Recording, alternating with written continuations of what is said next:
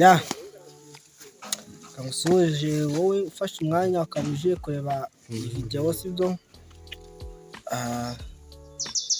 ndetse n'abantu bakoze subscribe mwese ndabashimira cyane sibyo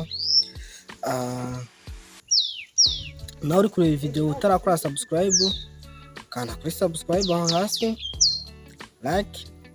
na sharing iyi video ishike kure ku bantu muri kunyandikira ngo tumaze igihe tudakora ngo twagiye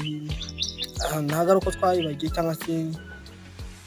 byagenze gute n'utuntu twagiyemo ariko murabona ko twagarutse nicyo gihe ngo tubahe nyine tumwifuzaga ku muntu utakora subscribe rero nakore subscribe mukomeze mutuzamure kandi abashimira ko mukomeza gushyigikira impano yacu kandi mukayishyitsa kure mutakora subscribe rero akani ko kanya agira ate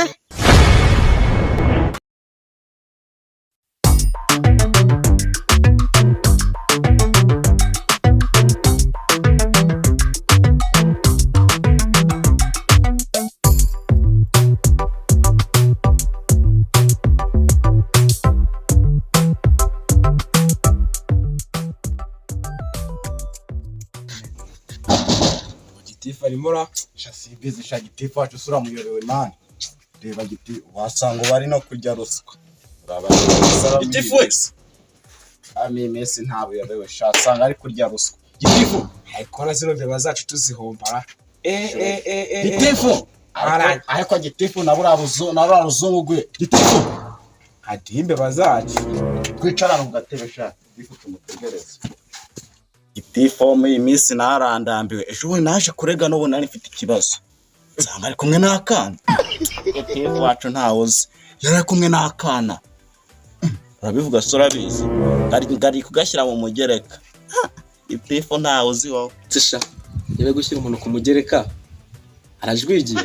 cyangwa ari gukina n'akanyoni kaheshe shaka ko harimo umukobwa gakoga ibihero uwo mukobwa mwanya uko nasi shaba Gitifu muri Messi batagira n'ikinyabupfura tugomba kuzabakura akagari nimba ari akasiko cyangwa nyuko uzaza ukayobora ubwo nawe nkorara ibijumba ikibazo cyacu yacyakira ni ntacyakira se urangira uti ngorogo twumve wambwa sha Gitifu ikibazo kinzanye niki ipusi imarimbeba mu nzu yanjye icyo kibazo kinzaye gira uko bigenza ubimbeba nizo zigukuye iwawe ziraguhubuye ngo ubungu buje hano kanza nano senti ziri mu mitungo yanjye ndunze ariko se kuri igicucu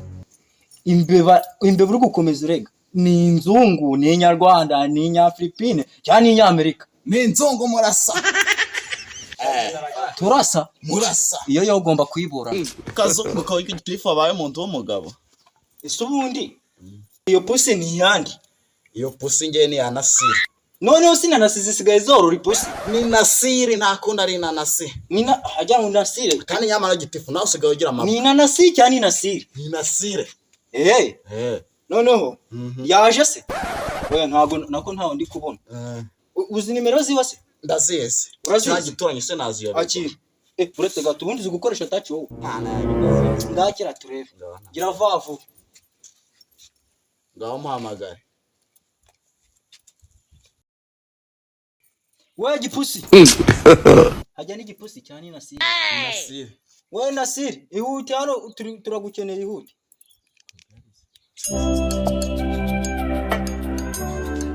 nawe kare nasazindi ziri hepfo uzire uzibage mu kiraro cyo hepfo zindebere komera shamuzo nako Giti komera wewe wanye mbere agitoki cyanda sheme pusa ibyinkorese ntubizi icyazwa ngaho icyazwa by'abazungu wambi nawe ndivuga neza kwajwa